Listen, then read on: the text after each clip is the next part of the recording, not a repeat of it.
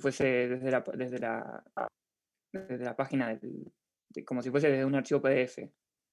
Eh, no sé por qué me abrió así esta vez y no lo puedo cambiar, así que si yo prendo la cámara incluso tampoco se ve muy bien esto, así que prefiero que vean la slide y no mi cara y se queden con lo importante.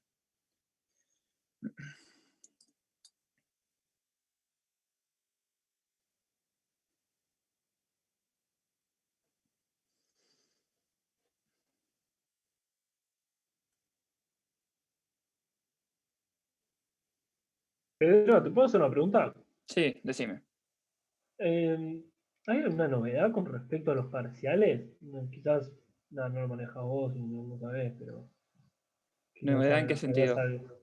Si ya no sé, falta poco para los entrenos, si ya los tienen corregidos, si falta solo subirlos, no sé. Ah, vos decís la corrección de los que rendieron, ni idea. Ok. Eso sí, que no lo manejo porque encima yo para el primer trimestre, la primera parte del cuatrimestre no hay ninguna clase, entonces no me tampoco ninguna pregunta. Eh, Así que ni idea. Pero bueno, Claro. si quieren, pregúntenle en el grupo ahí de Facebook a Guido o Ariel, no va a haber ningún problema. O sea, presionenlos. Yo he hecho eso cuando la cursé. Eh, Así que Dale, bueno, muchas gracias. sí.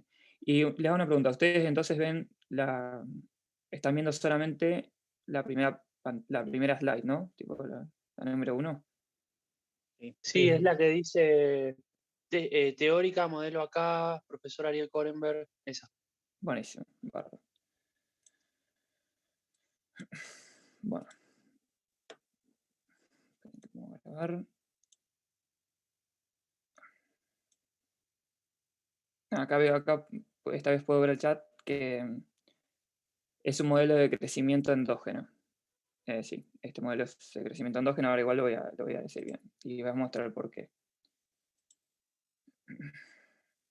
Vamos a grabar. Bueno, ahí estamos.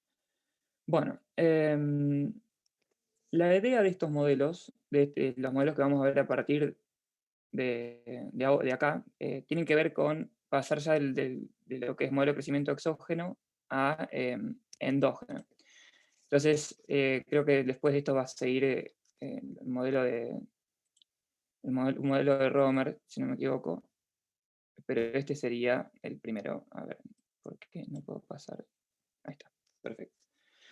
Entonces, digamos, para empezar con este tema, lo que vamos a hacer es, la estructura de cómo se van a ver estos temas es, primero mostrar el modelo simple, después mostrar la solución, la típica solución como parecida a la que vieron en Ramsey, pero esto va a ser meter la nueva tecnología, porque digamos, esencialmente lo que cambia acá es una función de producción que se llama una función de producción con tecnología acá, en donde nosotros metemos eso en algunos resultados de Solow, vemos las diferencias con Solow y vemos por qué este modelo es un modelo de crecimiento, digamos, con el consumo endógeno, si se quiere.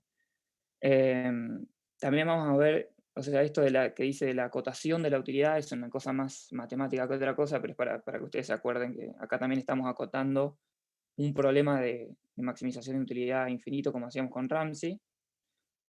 Vamos a hablar sobre la dinámica de transición del estado estacionario, que vamos a ver que no hay ninguna dinámica, y ahora después vamos a explicar por qué. Vamos a ver las cuestiones de convergencia, que habíamos visto en Solo también. Acá también vamos a ver que no hay convergencia, no, en este modelo, en este primer modelo sobre crecimiento endógeno. Y también vamos a ver qué pasa cuando agregamos capital humano con esta tecnología con la que vamos a trabajar. Em, entonces, primero empezamos con la introducción al modelo simple. La idea básica es que, digamos, en los modelos neoclásicos, o en el modelo neoclásico, el modelo canónico que es el de Solow, cuando usamos este modelo teníamos en cuenta que podían existir varias firmas, que el uso de los recursos era un uso no rival, Está, y que, chatitos, sí, perdón, ¿alguien quiere decir no se algo? fíe de mi espalda, un vasito de vino también. Sí, Se muteen el micrófono, por las dudas, aviso, que no los puedo mutear yo, así que mutéense ustedes. Pero bueno, nada, y que teníamos también rendimientos crecientes de escala. Pero lo que deja de lado el modelo de Solow es que el avance tecnológico en realidad está relacionado con lo que hacen las personas, con lo que hacen tanto las familias con las empresas, o sea que en definitiva el crecimiento puede ser endógeno, y que también por la adquisición de conocimiento, por la innovación de las empresas, existen rentas monopólicas de que las empresas tienen eh, cuando innovan en el proceso de producción. Eso lo vamos a ver más adelante, cuando veamos los modelos neoschumpeterianos, que creo que esa clase sí la tienen, ya estaba pautada conmigo. Pero sí, eso lo vamos a ver más adelante. Pero la idea tiene que ver con eso. El modelo canónico dejaba de lado estas dos cuestiones que ahora las vamos a ir incorporando. Entonces, para incorporar esto, vamos a abandonar algunos de los supuestos del modelo neoclásico, y lo primero que hacemos es dejar de lado la función de producción neoclásica.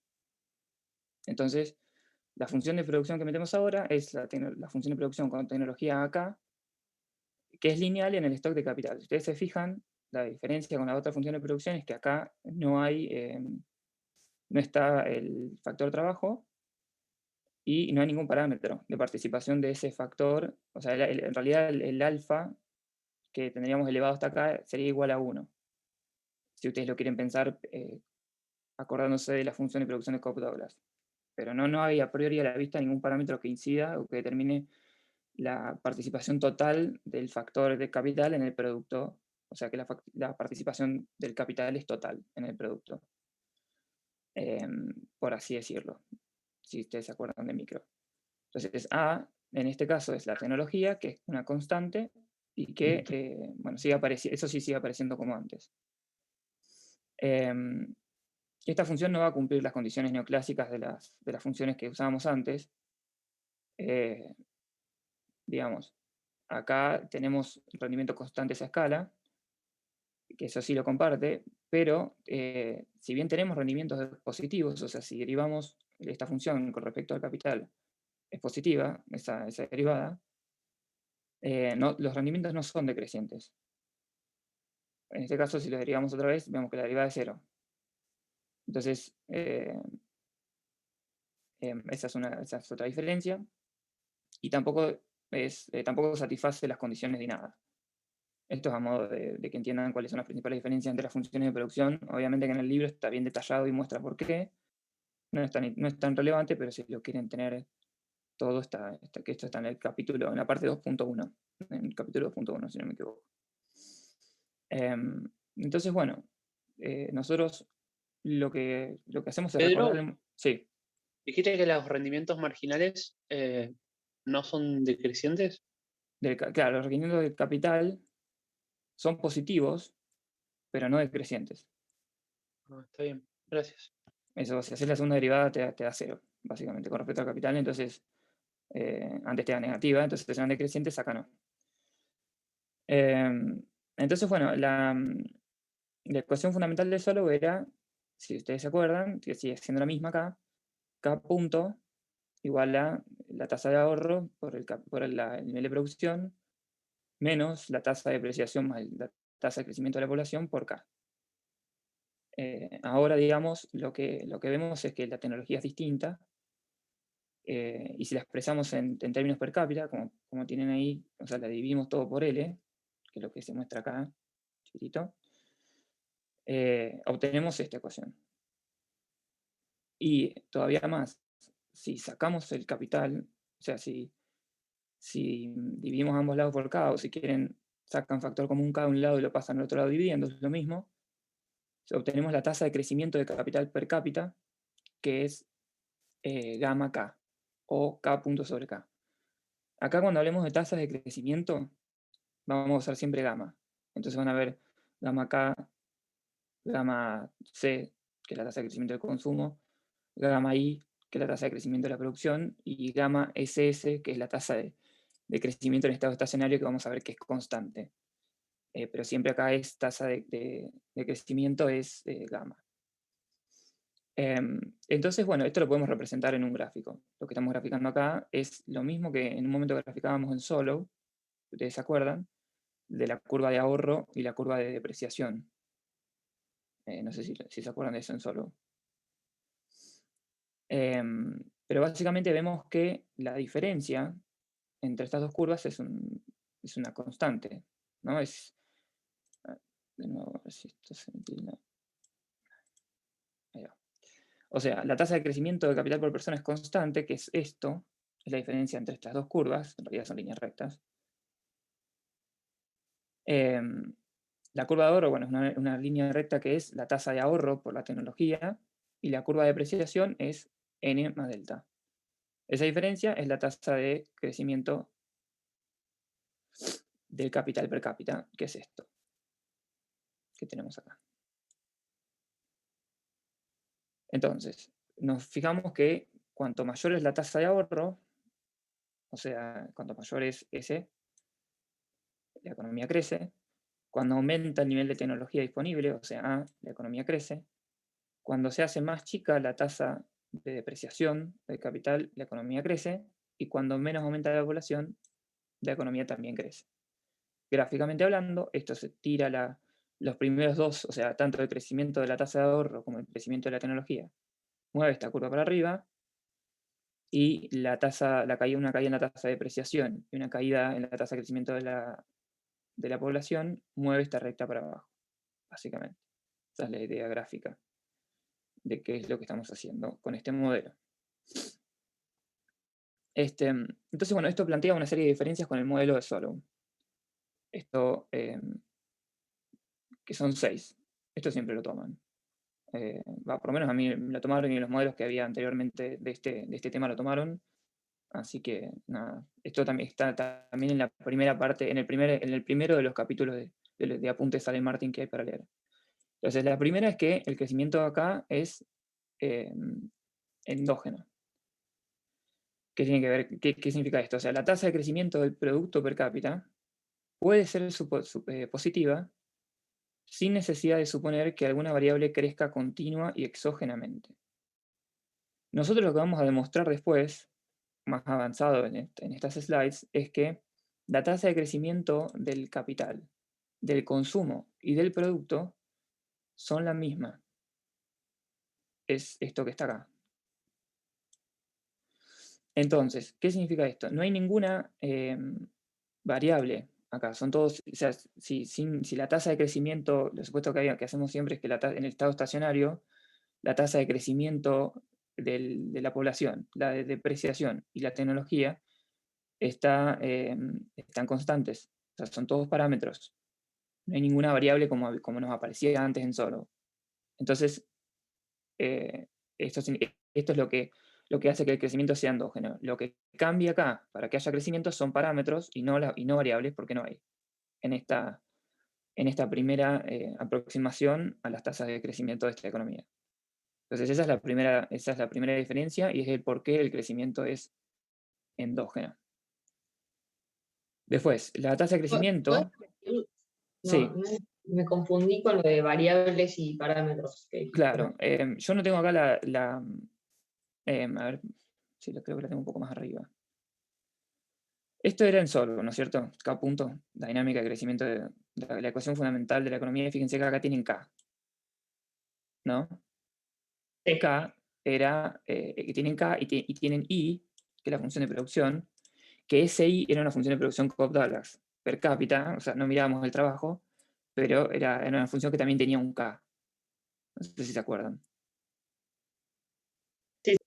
Bueno, acá, y ese K tenía un parámetro arriba. Entonces, aún haciendo factor común, te quedaba el K en la dinámica de crecimiento del capital. Tenía un alfa, ¿no es cierto? Entonces, por más que vos hagas factor común, lo tenías. Acá no. Acá, como la participación del capital en el producto es completa, o sea, el alfa igual a 1. Vos, cuando sacás factor común, te quedan todos parámetros. La tasa de ahorro, la tasa de crecimiento, el nivel de tecnología, si querés, la tasa de depreciación y la tasa de crecimiento de la población. O sea, que en este modelo, a diferencia del de Solo, donde tenías una variable como el capital, toda la tasa de crecimiento del capital per cápita está determinada por parámetros de manera endógena. Entonces, Eso antes con solo no pasaba. Eso sería la primera diferencia. Entonces, por eso la tasa de crecimiento del producto per cápita puede ser positiva, solamente porque aumenten los parámetros, porque no hay variables salvo que cambien, pero como generalmente para presentar teóricamente el modelo suponemos que están constantes en el steady state, va a cambiar solamente no va a haber variables, digamos, a priori que hagan variar esta tasa de crecimiento de capital per cápita. Entonces, esa es la primera diferencia con Soro. No sé si te respondí bien la pregunta. Sí, gracias. Ok, buenísimo. La segunda diferencia es que la tasa de crecimiento viene determinada por factores visibles y las políticas para promover el ahorro y la inversión afectan a la tasa de crecimiento de largo plazo de la economía. O sea, si acá yo como policy maker estoy queriendo mover la tasa de ahorro, voy a poder hacerlo contrariamente a lo que pasaba en Solo. Digamos, o sea, un aumento de la tasa de ahorro, si ustedes se ponen en esta ecuación, donde está el S, un movimiento acá, hace que la economía crezca, a diferencia de lo que pasaba en Solo. Entonces, esta es otra de las diferencias que tiene con el modelo canónico. Yo no me acuerdo si esto el libro lo demuestra, yo acá en la slide no lo tengo, pero si no, también les puedo pasar la demostración de por qué es así. Pero a priori, viéndolo Pedro, solamente... Sí. entonces, digamos, por lo que decimos en este segundo punto, yo ya no tendría un desplazamiento sobre la curva, sino que se movería la curva, ¿no? Si Exacto, aumento ahorro. Está bien. exactamente. Sería algo así, ante un shock en la tasa de ahorro de la economía. Bien, Bien, gracias. bueno. ¿Me Bueno, puedo hacer una respecto... pregunta? Sí. Perdona. Sobre esto, yo recuerdo que cuando veíamos la regla de oro, decían como que podías aumentar o disminuir la tasa de ahorro. En el modelo de Solow, En el modelo de Solow, sí. claro. Pero ¿No era por políticas, digamos, en ese caso? no, en realidad lo que pasa es que en el modelo de Solow vos terminabas convergiendo a un steady state. Entonces, a un punto, ya sea el capital de oro o otro punto, y acá en realidad lo que está pasando es que vos movés, vos podés choquear esa variable, que en este caso sería la tasa de ahorro, sin converger a ese equilibrio. O sea, porque no hay dinámicas en un estado estacionario, siempre vas a estar en estado estacionario, en cambio solo en algún momento vas a terminar convergiendo más allá del shock sobre sobre la tasa de ahorro. O sea que acá... ¿Esto lo vamos a ver después o...? Mira, esto está a modo de exposición en esta diapositiva así, pero está también en los apuntes que les voy a pasar más detallado. Listo. Ok. Si necesitan que se los explique mejor que esto, que lo armé hace 3 horas, se los puedo volver a explicar No, está bien. en la clase de repaso, pero no hay ningún problema. Pero básicamente, si le van a hacer una pregunta sobre esto, no les van a pedir que lo demuestren, simplemente que lo tengan, que lo sepan. Que sepan Claro, la que diferencia sería que el de Solow converge a un estado estacionario y acá... Y acá hay una dinámica de convergencia del estado estacionario. Eso sí lo voy a mostrar más abajo y les voy a explicar Ok. por qué. Pero Bueno. lo que pasa es que los capítulos del libro también esto lo presenta como modo de introducción y después en el otro capítulo termina demostrando algunas de estas diferencias. Entonces se ve mejor. Lo que pasa es que para que ya tengan una idea de lo que vamos a hacer a continuación me pareció mejor exponerles esto primero. Pero Está sí, lo bien, vamos a ver eso. Dale, gracias. Entonces, acá justamente viene a continuación de esa diferencia, que la economía no tiene una transición al estado estacionario porque siempre crece a una tasa constante.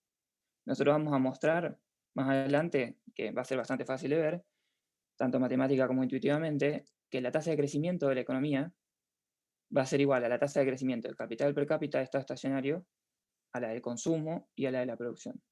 Va a ser siempre esta misma tasa, esta que ven acá. Entonces ahí va a quedar más claro toda esta cuestión de la convergencia del estado estacionario y los shocks de política. Después, la otra diferencia que tenemos es que no hay una relación entre la tasa de crecimiento de la economía y acá me quedó mal escrito. No existe ninguna relación entre la tasa de crecimiento de la economía y la tasa y el nivel, si se quiere, de ingreso. Porque si ustedes ven acá, lo que está afectando la tasa de crecimiento de la economía es el ahorro y el nivel de tecnología, no el ingreso. Entonces no hay una convergencia como la que se vio en Solow. O sea, el modelo por lo menos no la predice de ninguna manera. Yo no tengo no me acuerdo mucho el tema de la convergencia, pero había dos tipos de convergencia en Solow, y una tenía que ver con la tasa de crecimiento del ingreso de los países.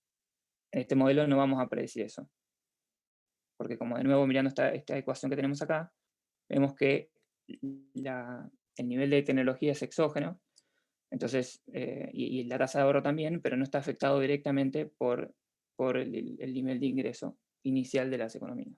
Entonces la convergencia en este modelo se elimina. Pero eso también lo vamos a ver un cachito más adelante, por lo menos a modo intuitivo.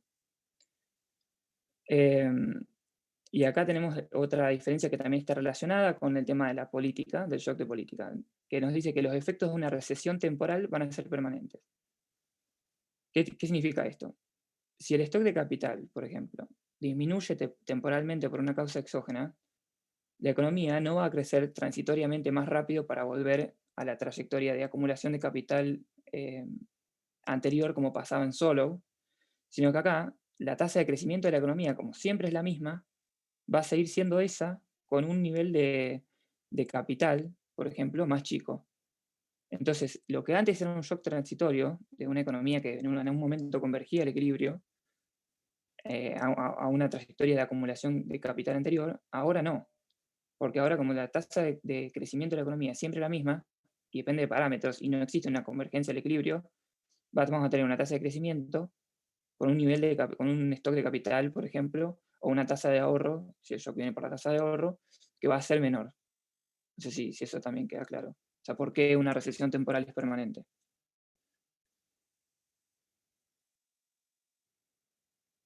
O sea, ¿estamos con eso o quieren que repita? Pedro, eso tiene que ver con el tema también de las productividades marginales, ¿no? Que habíamos visto antes, que tenía la otra función, que acá es distinto. Porque la Claro. otra, la propia productividad marginal, dependía para qué lado te tirás el shock, te devolvía el equilibrio, y acá no. Claro, exactamente, porque por la naturaleza de la función de producción con la tecnología acá, no tenés no volvés a lo que sería la trayectoria o el sendero de acumulación de capital, por ejemplo, si el shock es sobre el capital, que tenías en Solow. O sea, en Solow en algún momento terminabas volviendo, acá no. Acá si tenés una recesión, cagaste, creces con una tasa de crecimiento, si se quiere, más chica para siempre. Pero sí, digamos, intuitivamente hablando desde el lado de la función de producción, es lo que dijiste vos. No puedo ver tu nombre, pero sí, es eso. Gonzalo, gracias. Gonzalo. Y por último, digamos, la economía no puede estar en una situación de ineficiencia dinámica. ¿Qué significa esto?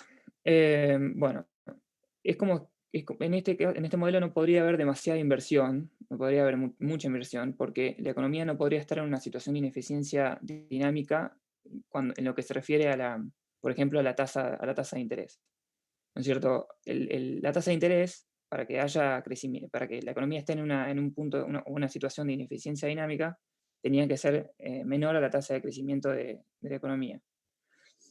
Como en este modelo, el producto marginal del capital es siempre constante, si ustedes hacen la derivada de la función de producción de nuevo, es A lo que les termina dando, entonces la tasa de interés va a ser siempre a esa productividad marginal menos la tasa de depreciación.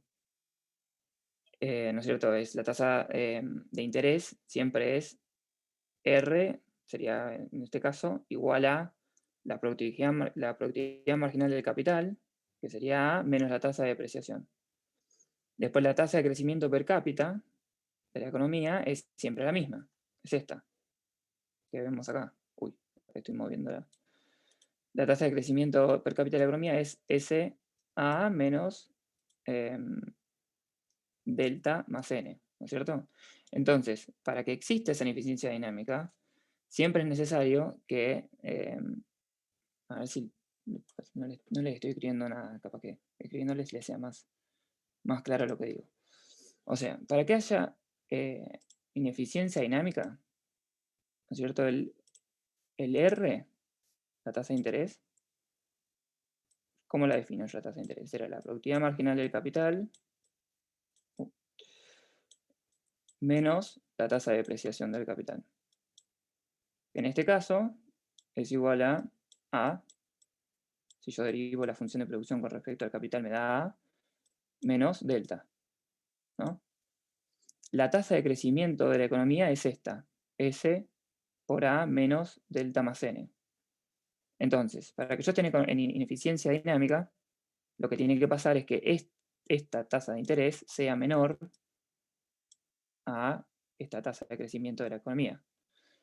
Esto no se va a cumplir porque la tasa de ahorro siempre es menor a 1, entonces A siempre es mayor que S por A, ¿no? O sea, si yo tengo S menos, esto está complicado, delta más N, ¿no? Para que yo esté en ineficiencia dinámica, se tiene que cumplir esta desigualdad. O sea, la tasa real de interés tiene que ser menor a la tasa de crecimiento de la economía. Pero como la tasa de ahorro nosotros siempre suponemos que está entre 0 y 1, pero nunca es 1, siempre es menor, independientemente de la tasa de crecimiento de la población, el A siempre va a ser mayor que S por A, porque el S por A es el A multiplicado por algo menor a 1. Entonces, si la tasa de crecimiento de la población no varía y la tasa de crecimiento y la tasa de depreciación del capital tampoco, que son dos cosas que nosotros suponemos, la economía nunca está en situación de ineficiencia dinámica. ¿Eso se entendió? O sea, básicamente la tecnología se ajusta a la tasa natural de crecimiento de la población. Claro, una cosa, sí, en este caso sería así. Pero acá estamos suponiendo que, o sea, que lo único que, acá no estamos viendo la variación de la tasa de crecimiento de la población. Simplemente estamos suponiendo que están constantes. Que estén constantes tranquilamente podrían ser igual a 0.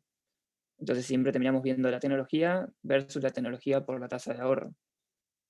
Entonces viene por ese lado la cuestión de la ineficiencia dinámica.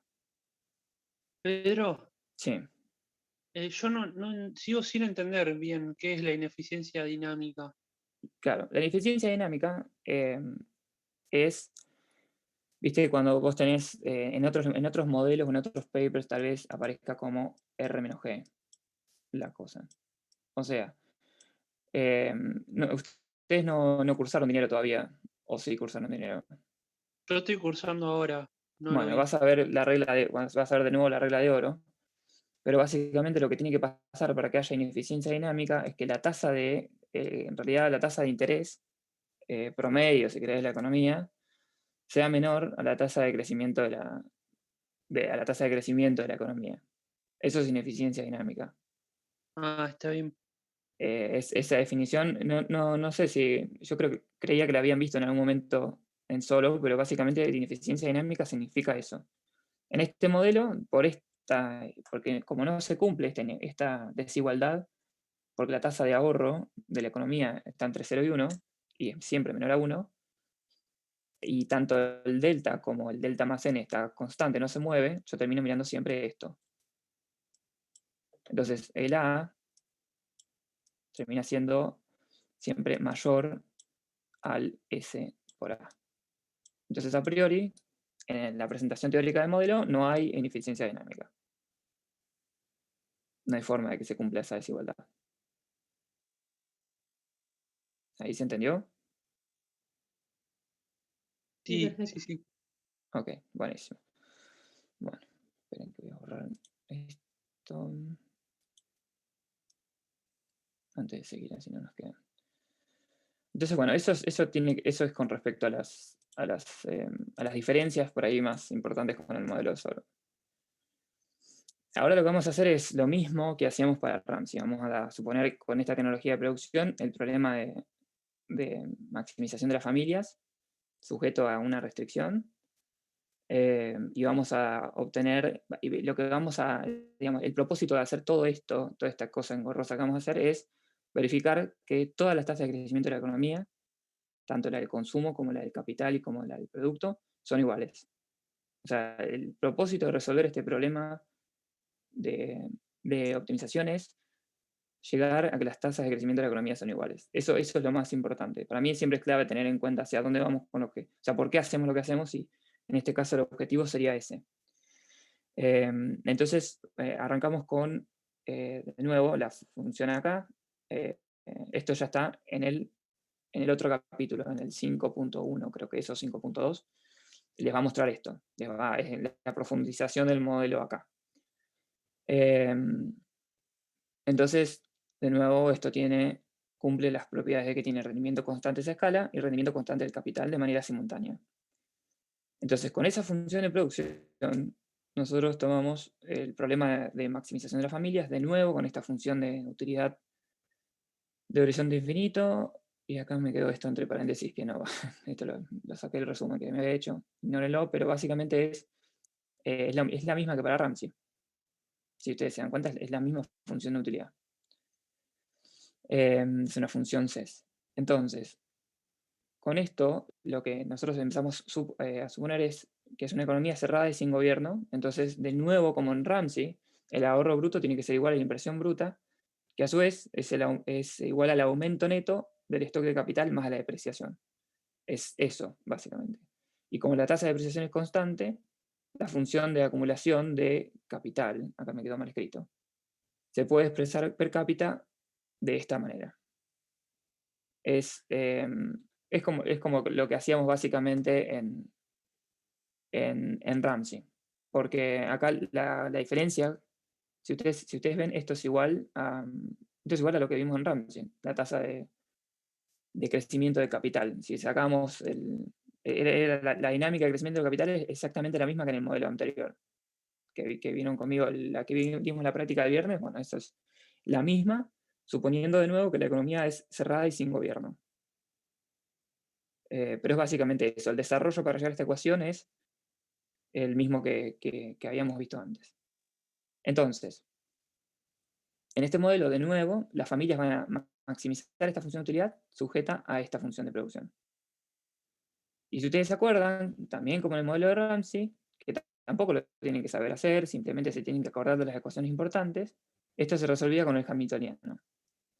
Y para hacer un poco menos engorroso todo esto, le saqué los subíndices temporales para que se vea mejor, ¿no es cierto? Entonces, básicamente, el problema de maximización es es la función de utilidad más b, que en este caso sería, en vez de lambda, tenemos la b, pero la función de, digamos, lo que quiere significar eso es lo mismo, con la restricción puesta acá, entre paréntesis.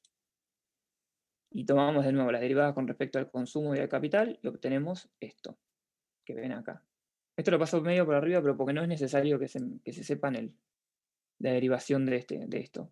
O sea, básicamente lo que siempre importa acá es llegar a las ecuaciones relevantes y ver qué está pasando. O sea, sabemos que se puede llegar, porque está el problema de maximización, pero eso es una cuestión de mate para economistas o de micro. Acá básicamente lo importante es que lleguen a las funciones, a las trayectorias temporales tanto del consumo como del capital. Pero es exactamente lo mismo. Entonces, lo que podemos hacer es agarrar 5, si nosotros agarramos la ecuación 5, aplicamos logaritmo, derivamos respecto del tiempo y sustituimos el resultado que obtenemos de esto en 6, vamos a llegar a la tasa de crecimiento del consumo como en el modelo anterior. Todos esos pasos yo se los tengo detallados en el apunte, eso no hay problema, no hace falta que se lo sepan tampoco, pero decidí también hacer foco en las conclusiones más que en el desarrollo para no hacer esto demasiado largo. Pero básicamente lo que llegan es a esto. De nuevo, que es muy parecido a lo que teníamos en Ramsey. Que es la ecuación 8, que básicamente es la trayectoria, de nuevo, del consumo, ¿no? Es la tecnología menos la tasa de descuento, menos la tasa de depreciación. Si quieren pueden sacar el factor común al menos y ponerlo como la tecnología menos la tasa de perdón, la tasa de impaciencia, perdón, menos la tasa de depreciación del capital, pero es lo mismo, es el mismo, tiene la misma intuición atrás.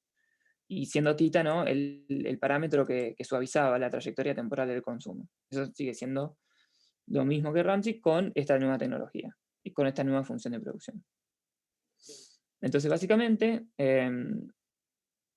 lo que nosotros vemos en esta ecuación de nuevo es que la tasa de crecimiento del consumo es constante en todo momento, que depende negativamente de la tasa de descuento, está suavizada, ¿no? por el parámetro tita, depende negativamente también de la tasa de depreciación del capital y también depende de manera positiva del parámetro de productividad o tecnología que es el A. Eso es lo que vemos de la ecuación. Y lo que, digamos, para que el crecimiento pueda ser positivo, tenemos que considerar el caso en el cual el A, o sea, el nivel de tecnología, es mayor a el ρ más el delta, ¿no? Para que sea positivo el crecimiento sin ningún shock de nada, básicamente lo que se tiene que dar es que el parámetro de la tecnología sea mayor a estos dos. A estos dos acá. ¿No? Estoy moviendo la pantalla. O sea, que este A sea mayor a el ρ más la tasa de depreciación. Entonces, yo lo puedo expresar así. De nuevo acá, para todo la tasa de variación se usa el gamma, entonces la tasa de variación del consumo la puedo expresar así. Llamo gamma a esto, paso el tita multiplicando, y después paso el ρ para el otro lado. Entonces, tengo una nueva manera de interpretar esto, esta nueva ecuación de la trayectoria temporal del consumo, que no sé, si ustedes tuviesen que empezar, por ejemplo, el lado izquierdo de la ecuación, ¿qué Pedro, nos estaría? Sí, decime. ¿te puedo hacer una pregunta? Me quedó de la clase de Ariel del otro día, pero como trabajamos con un modelo parecido a este, pero aplicado a Argentina, capaz te puedo preguntar y vos me podés despejar. Si no, no importa, te pregunto después. Pero Capaz, eh, no sé, no, decime. no. Lo que pasa es que él, cuando analizamos el modelo argentino con una especie de Ramsey, cuando habló de Tita, lo puso como coeficiente de aversión al riesgo y yo quedé con un matete en la cabeza increíble porque para mí era un coeficiente de suavización del consumo. Claro. Entonces es como que Bueno, digamos, eso lo puedes conceptualmente. lo Sí, puedes pensar así. Ese tita te suaviza el consumo, ¿no es cierto? Si vos querés una trayectoria más o menos suave, dependiendo de cómo es ese tita, ¿no? Si es mayor o menor, o sea, si es más grande o más chico, hablando bien, es como que lo podés pensar de alguna manera como una manera de aversión al riesgo, porque el riesgo va a estar asociado a una inversión que uno haga o a una cantidad de consumo que uno tenga, ¿no es cierto? Porque en Ramsey estaban de alguna manera relacionados, o sea, para aumentar el consumo presente tenía que ahorrar menos hoy, eh, entonces estoy dejando de invertir para consumir, ¿no es cierto? Entonces el tita, como te mide la magnitud de la trayectoria del consumo, lo puedes pensar como qué tan averso sos al riesgo en función de qué tan grande sea ese tita. ¿Se entendió? Sí, entonces si soy muy averso al riesgo, consumo menos intertemporalmente y más hoy. Claro, algo así. Sí, en este caso, si vos sos menos averso al riesgo, y bueno, tendrías que pensar un poco las dinámicas a corto, mediano y largo plazo, como habíamos hecho porque vos decís, yo soy menos averso al riesgo. Hoy, en el periodo inmediato, claro, vos estarías eligiendo tener ese riesgo, por lo tanto, invertir. Entonces estarías consumiendo menos hoy y estarías queriendo consumir más intertemporalmente, ¿no? Porque se te cayó Sí, el CT. Y eso te representa un tita a priori un poco más chico, si no me equivoco. O está sea, bien. entonces, sí, o sea, es un poco engorroso buscar la relación, pero viene por ahí. O sea, Está bien. tendrías que sentarte con el modelo de Ramsey, con el tradicional, mover el tita, o sea, pensar qué pasa, poner un número si querés, y andar pensando la intuición de lo que pasa con el consumo presente y con la trayectoria del consumo, y pensar a la inversión o al ahorro, si querés, como un espejo de eso, en sentido contrario. Y ahí te vas a dar cuenta de cómo se relaciona ese tita con, este, con la versión al riesgo. Hay una parte de la clase de Ramsey que no la dieron en la teórica, que mostraba qué pasaba con el SALPAS cuando una persona era más aversa al riesgo, claro, sí, que tenía un parámetro de aversión al riesgo más alto o más bajo. Eso lo tengo, si quieren también se lo puedo subir, o te lo puedo mandar para que veas que o sea, Dale. en definitiva lo que pasa es que el SALPAS se te hace más recto o menos recto en función de qué parámetro de aversión al riesgo tengas. Pero te lo puedo pasar Perfecto. para que lo tengas explicado, pero viene por ahí. Por eso es como mirar lo opuesto desde el lado del ahorro. Te lo voy a decir a Dale. Ariel para que después en la clase de repaso se lo Y explique. más que nada una curiosidad, porque Guido dijo que nunca íbamos, o sea que él no estaba pensando en darnos para que choquemos por el lado del Tita, pero que nada, a mí me quedó la duda y bueno, me la quería sacar. No, está Así que bien, viene por gracias. ahí. Perdón que no te lo puedo explicar bien 100%, tendría que mostrarte el gráfico y no lo tengo acá, pero viene por ese lado. Dale, perfecto. Este, Gracias. pero bueno, de nuevo, haciendo estos cambios, digo, de pasar el tita para el otro lado, llamando a C punto sobre C gamma C, y pasando el ρ para el otro lado, llego a esta ecuación. ¿Qué piensan que es el lado izquierdo de esta ecuación?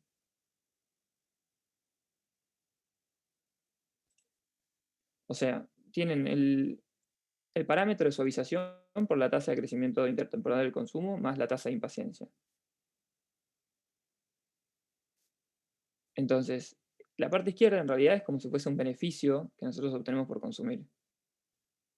Porque básicamente, digamos, ese beneficio, ¿de qué depende el beneficio de consumo de los agentes en este modelo? Depende de la tasa de descuento, o sea, de la tasa de impaciencia, perdón, y de la tasa de crecimiento intertemporal del consumo multiplicada por el parámetro tita.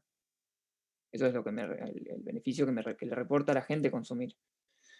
Entonces, si la tasa de crecimiento del consumo es positiva, la gente va a estar dispuesta a desplazar una parte del consumo del futuro al presente para lograr un consumo suave, ¿no? Es eso. Y eso también va a depender de la tasa de impaciencia de las personas. Es más que nada otra forma de verlo, pero bueno, eso es para entender un poco más qué significa esta ecuación. Y la parte del lado derecho es el rendimiento o el beneficio de la inversión. Porque fíjense que es la productividad marginal neta del capital respecto a la depreciación. Por supuesto que estamos acá asumiendo todo lo que, estamos suponiendo todo lo que supusimos al principio, que no hay costos de ajuste ni rendimientos decrecientes del capital, entonces el rendimiento de la inversión que yo tenga va a ser independiente del shock, de la tasa de crecimiento o del stock del capital. Pero básicamente es eso. Por un lado tenés el beneficio de consumo, tiene que ser igual al beneficio que reporta la inversión. Es otra manera de ver la trayectoria intertemporal del consumo. Y Pero está bueno. este beneficio de consumir y de invertir, digamos, sería intertemporal, digamos, en total, contando todos los periodos, ¿o no? Claro, sí, acá como en realidad no hay una dinámica de transición a un equilibrio, Ah, está bien, da porque igual. está siempre constante, da igual que sea intertemporal o no, pero sí, si lo tendrías que ver en Ramsey, Está bien, sería algo así. listo. Entonces, bueno, teniendo la trayectoria de consumo, lo que tendríamos que hacer es calcular la tasa de crecimiento de capital, que era la otra cosa que nosotros, recuérdense que el objetivo de todo esto era mostrar que todas las tasas de crecimiento de la economía eran iguales, va a ser siempre igual a esto. O sea, es el resultado al que llegamos que son siempre iguales a esto, pero obtenemos la del capital también. Entonces, para calcular la tasa de crecimiento del capital, lo que sería el capital per cápita, ¿no? Dividimos a los dos miembros de esta ecuación que habíamos planteado acá por K, para plantearlo en términos per cápita. Entonces te queda K punto sobre K igual a A, porque el K se va. Acá ignoren los parámetros, los parámetros temporales, si quieren la T chiquita, ignórenlo, porque es más fácil no mirarlo, menos el consumo por cápita, menos delta más n, porque el K se va, ¿no? Te queda esto. Entonces, esta es la tasa de crecimiento del capital.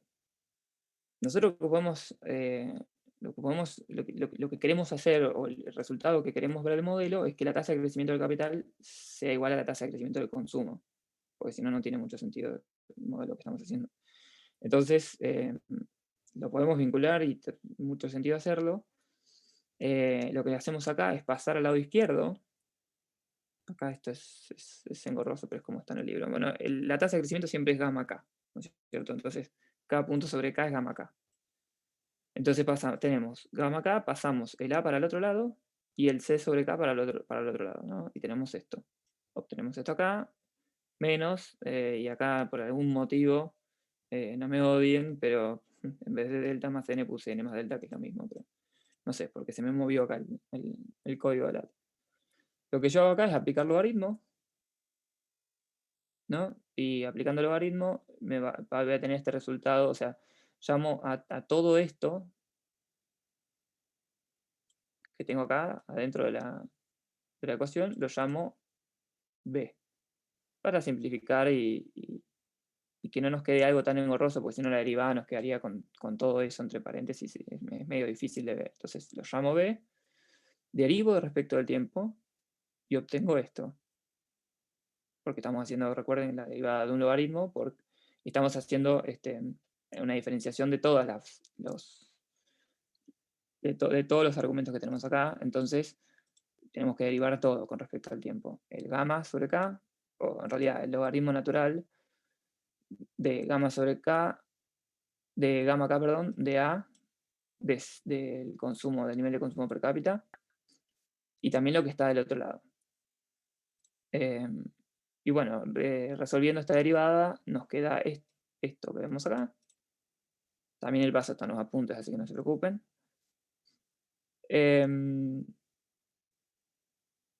Y llegamos a... concentrémonos en esto.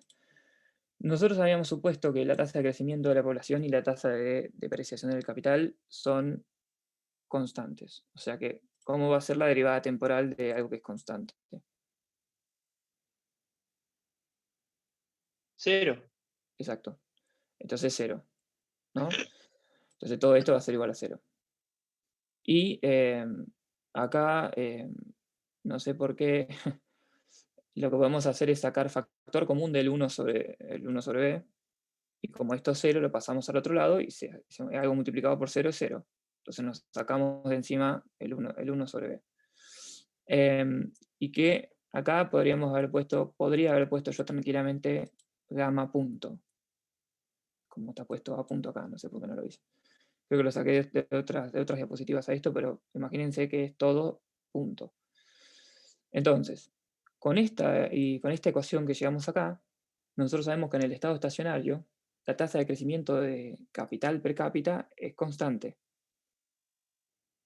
¿No es cierto? Esto, en un estado estacionario, inclusive si hubiese una dinámica al estado estacionario, como en Ramsey, ¿se acuerdan que cuando llegábamos al nivel nuevo de estado estacionario, todo estaba quieto? Esto es por definición lo que pasa en un nivel de estado estacionario. Entonces, una derivada con respecto al tiempo de algo que en ese momento está quieto, no se mueve en el tiempo, es 0. Acá me faltó poner igual a 0. Esto se lo voy a corregir, no se preocupen. Pero entonces este término da 0. El modelo, la tecnología que nosotros usamos en la función de producción, por supuesto del modelo, va a estar dada. Porque lo que nosotros queremos ver es la dinámica de crecimiento endógeno sin crecimiento exógeno de la tecnología. O sea que la tecnología, en principio, por más shocks que tenga, vamos a suponer que si yo estoy haciendo una derivada en el tiempo de algo que también está dado o es constante, esa derivada en el tiempo me va a dar 0. Y finalmente nos queda que si todo esto acá es 0, esto también. O sea, la derivada en el tiempo del consumo per cápita, si se quiere, o del consumo por unidad de capital, va a ser 0. Entonces, esto nos termina diciendo que si esto es 0 que es el gamma K, que es la evolución temporal del gamma K, y la evolución temporal del consumo por unidad de capital también es 0, entonces la relación del consumo y el capital es constante en el sendero de estado estacionario, o en los puntos de estado estacionario, eso va a ser constante. Entonces el gamma K es igual al gamma C, que sería la tasa de crecimiento del capital per cápita es igual a la tasa de crecimiento del consumo per cápita, que era lo que nosotros queríamos ir probando, que todas las tasas de crecimiento de la economía sean iguales. Hasta ahora logramos ver que 2 de esas tasas de crecimiento eran iguales. Entonces llegamos a una, como si fuese una primera parte. Y seguimos. Lo que nosotros tenemos que intuir de alguna manera es qué pasa con el nivel de crecimiento de la producción. Si ustedes se acuerdan, la función de producción que planteamos acá es I igual a AK, ¿no es cierto? Entonces la producción, al único factor de producción que es proporcional es al capital. Entonces la tasa de crecimiento de la producción tiene que ser igual a la tasa de crecimiento del capital, dada que la tecnología está constante. Entonces gamma K también va a ser igual a gamma I, que es la tasa de crecimiento de la economía. Entonces, todo esto, como les había dicho antes, lo hicimos para mostrar que las tasas de crecimiento en el estado estacionario del consumo, el capital y la producción van a ser iguales. Y van a ser siempre estas. Esto es la tasa de crecimiento del consumo, es la tasa de crecimiento del capital per cápita y la tasa de crecimiento de la producción, que forman la tasa de crecimiento de toda la economía, que es este gamma SS que ven acá. ¿Se entendió esto hasta acá?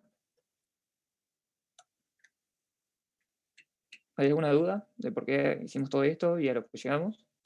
¿Quieren que repita algo? No hay ningún problema.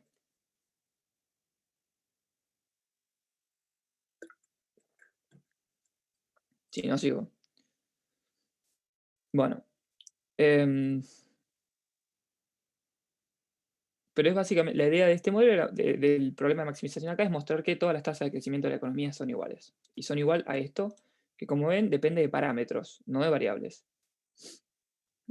No hay ni K, ni C, ni I en esta ecuación. Entonces, ¿esto qué nos decía con respecto a las diferencias del modelo de Solow? ¿No es cierto? Esto de acotación de la utilidad es lo mismo que hicimos para Ramsey, es el mismo supuesto para que la maximización tenga sentido, pero realmente no vale mucho la pena que lo veamos. No lo dieron en la vez pasada y yo creo que únicamente se los agregué para que vean que acá también tenemos que acotar ese problema. Al ser un problema de utilidad infinito, tenemos que acotarlo para que tenga sentido económico, pero esto no hace falta que lo lean tampoco del apunte que les voy a pasar ni el capítulo del libro. De hecho, esta slide se la quería sacar, pero quedó. Pero básicamente el requisito para que la utilidad sea acotada es que la tasa de crecimiento de la economía, que es esta, sea menor a el nivel de tecnología menos la tasa de depreciación con la tasa de crecimiento de la población. Pero es básicamente, para lo único que tenemos que saber esto es para que cómo hacemos que sea acotado el problema de maximización. Pero no es tan relevante para los fines de esta clase. Entonces, de nuevo, en el estado estacionario, el consumo, el capital y la producción per cápita van a crecer siempre a la misma tasa. ¿Qué pasa esto con la transición al estado estacionario? Que antes sí veíamos en Ramsey, o sea, ¿qué es lo que está pasando acá? El consumo, el capital y el ingreso crecen a una tasa siempre que es constante, ¿no? De nuevo, porque son todos parámetros. Y está siempre en el estado estacionario. Entonces, con el programa anterior también probamos que el capital y la producción crecen a esa misma tasa. Entonces, el modelo no tiene ningún tipo de transición al estado estacionario. Eso que nosotros veíamos de que partíamos de un nivel de estado estacionario en el modelo de Ramsey. Choqueábamos algunos de los parámetros transformándolos momentáneamente en variables. Y eso nos llevaba a un nuevo estado estacionario. Acá no sucede, porque es siempre constante y siempre esta tasa de crecimiento. Y después el tema de la convergencia. Esto no va a predecir ningún tipo de convergencia, ni la absoluta ni la condicional, como sí predecía Solow. Porque básicamente, si ustedes ven en esta ecuación, que tenemos acá, la tasa de crecimiento del consumo y la del capital, no está relacionada con la tasa de crecimiento del ingreso. O sea, son iguales, pero acá no te aparece la tasa de ninguna variable que te haga crecer el ingreso. Entonces, si vos, digamos, la tasa de crecimiento de toda la economía, que es el gamma SS, los países que tengan un crecimiento bajo iban a continuar el mismo, o sea, van a tener el mismo sendero de crecimiento siempre, independientemente del valor de ingreso inicial que tengan. Que eso sí lo tenían diferenciado con las predicciones del modelo de Solow. Acá, como todo es constante, como todo esto está constante y son parámetros, y no hay nada en esta ecuación de crecimiento de consumo, capital e ingreso que lo relacione directamente con el nivel de producción, o con el nivel de renta, si se quiere, que hayan tenido los países van a crecer siempre a la misma tasa, independientemente del ingreso inicial. ¿Se entendió ahí la cuestión de la convergencia? Pedro, una pregunta. ¿Y una Sí. expansión de la tecnología no te haría a largo plazo tener un mayor ingreso, digamos? O sea, Sí, pero vos que, digamos, no converges al crecimiento de otros países. no, está bien, está bien. Yo pensando en un mayor nivel de ingreso, no en una convergencia, porque viste, acá en este modelo O no sea, tenés convergencia. claro, te hace crecer el ingreso, pero fíjate que lo que se te choqueó fue la tecnología. No es que vos choqueando el ingreso puedes tener una tasa de crecimiento de No, consumo sí, si querés obvio, más alta. O sea, viene, no tenés el ingreso, digamos, no tenés ingreso como para choquearlo. Yo pensando qué es lo que tira el modelo como para que vos puedas crecer, digamos. es Entonces, lo eso. único que ves es la tecnología, digamos. Acá. Claro, y vos fíjate que ese shock que vos tengas de tecnología te va a hacer crecer siempre esa misma tasa nueva, y no vas a converger a ningún punto. Básicamente es uno de los resultados de este modelo. O sea, no es que vos te alejás del equilibrio y volvés a converger. No, eso no. Ni tampoco converges al crecimiento de otros países. Pero básicamente es eso. Y bueno, esos son mayoritariamente los resultados de un modelo de crecimiento endógeno simple como este. Después van a ver Romer, van a ver los modelos neoyupiterianos, donde va a ser distinto. De hecho, hay una manera de hacer que el modelo de Romer, si no me equivoco y si no recuerdo mal, sea igual al modelo acá, pero básicamente la idea general de este modelo es esta. Después podemos pensar en agregar capital humano en una tecnología como esta. O sea, lo que podemos hacer es decir, esto matemáticamente no hace falta que, que lo sepan, simplemente la intuición de qué significa que haya capital humano en un modelo como este. Y el hecho es, digamos, la idea de eso es la siguiente. Vos tenés el capital humano, es un tipo de capital, ¿no es cierto? Está bien, acá lo llamamos H, pero básicamente es capital físico, que es el stock de capital que nosotros siempre estamos acostumbrados a ver, y el capital humano, que es el que estamos agregando ahora. Donde el alfa es la participación de esos distintos niveles niveles de capital en el producto. Fíjense que esto es una Cobb-Douglas, de nuevo, con el alfa que está entre 0 y 1. Y acá existe una participación de ese factor de producción en el nivel de producción que estamos planteando. Y B, acá, B es la tecnología, podría haberle puesto A. No sé por qué lo hice así. Creo que en el libro está puesto como B, entonces lo saqué de ahí. Pero bueno, básicamente es la misma idea que antes, solo que ahora le agregamos el capital humano. Entonces, otra suposición que hacemos es que los dos factores se pueden acumular, pero la acumulación de esos factores ahora implica de traer recursos para el consumo. La relación, que esto también creo que está en el libro, no hace falta tampoco que sepan cómo demostrar esto, pero es de nuevo una derivada con respecto al tiempo, incluyendo incluyendo la restricción de reextraer recursos que yo podría haber consumido, que ahora los estoy usando ya sea para aumentar capital físico o capital humano. Que es esto lo que les queda, o sea, la trayectoria de la acumulación o si quiere, la acumulación de capital físico en el tiempo con la acumulación de capital humano en el tiempo es igual a este choclazo. Estoy moviéndolo. Este choclo acá es básicamente las participaciones de capital menos el consumo. O sea, ese nivel de ingreso yo lo puedo usar para acumular esto o para consumir, y va a haber un factor de depreciación del capital, tanto físico como humano. Entonces, básicamente, la idea de meter el capital humano acá es que estamos agregando algo más que retrae el consumo, más que el capital físico. Básicamente, el trabajo acá se puede ver como si fuese capital humano. Y la idea básica es que para acumular capital humano, yo tengo que sí o sí asignar algún tipo de recurso a ese capital, como a lo mismo que con el capital físico. Pero nada, es una idea más o menos intuitiva de qué pasa cuando agregamos este tipo de capital en una tecnología así. En el libro está mucho Pedro, más. Sí, entonces, digamos, el factor de depreciación del capital humano, ¿qué sería? ¿Que se van haciendo menos competentes los trabajadores por alguna razón? sí, hay toda una discusión. Sería algo así, digamos. Intuitivamente es algo o sea, lo puedes pensar como si yo nunca me capacito, voy a tener mi economía, si tenemos una economía no escolarizada, por ejemplo, ese capital humano va a tener una tasa de depreciación más alta que otras economías. Claro, puede ser, por ejemplo, no sé, un médico que se recibe hoy y deja de estudiar y, no sé, en 30 años está súper atrasada su ciencia, digamos. Claro, sería algo así. O por ejemplo, que el capital físico, perdón, que la tasa no sé, que sea muy viejo, que sean muy viejas en general todas las personas, ¿no? Eso también puede pegar como factor de depreciación del capital humano. Hay toda una discusión de Gary Becker sobre este tema. Eso también está explanado. Eso no sé si está en un paper o está en el último capítulo del libro también, pero lo tienen en el apunte. Pero básicamente la idea es eso.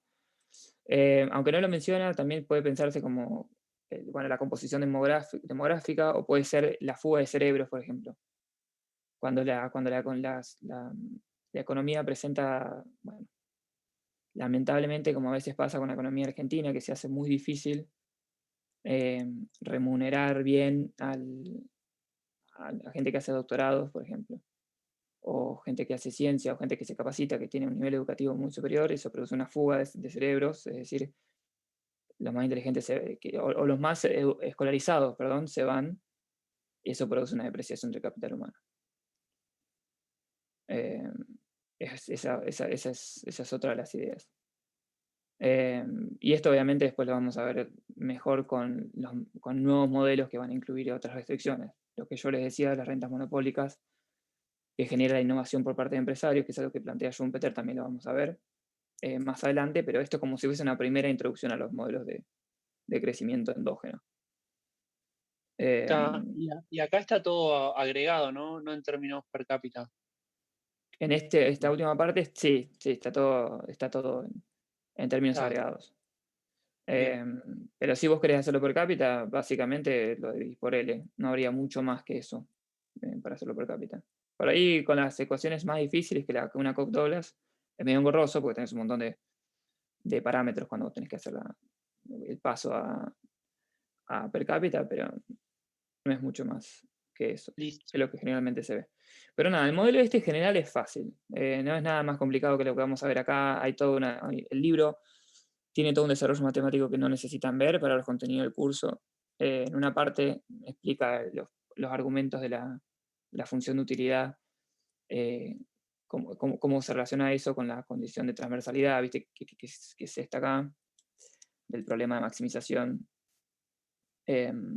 Acá hace una relación con eso, pero tampoco hace falta que lo vean. Básicamente que se queden con lo esencial, que son las 6 diferencias y cómo puedo llegar a una de esas diferencias y por qué.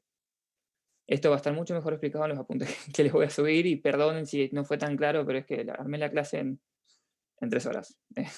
No sabía que la tenía que dar. Así que bueno, nada, es eso, y cualquier duda que tengan me la pueden escribir al mail. Tampoco tengan ningún problema. Si quieren que se los vuelva a pasar, me avisan y se los comparto en el chat. Pero bueno, si tienen alguna duda y quieren preguntar algo, si no, cortamos acá.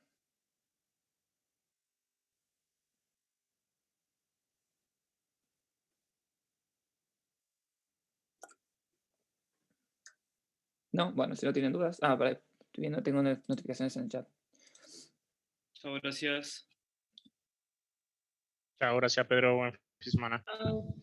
Estamos. Gracias, Eh, Pedro. Gracias, Pedro. Chao, gracias. Bueno. Chao, muchas gracias. Nos Chao. vemos. Gracias, suerte. Pedro. Chao. Cuídense.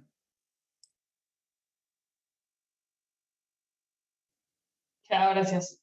Chao, nos vemos.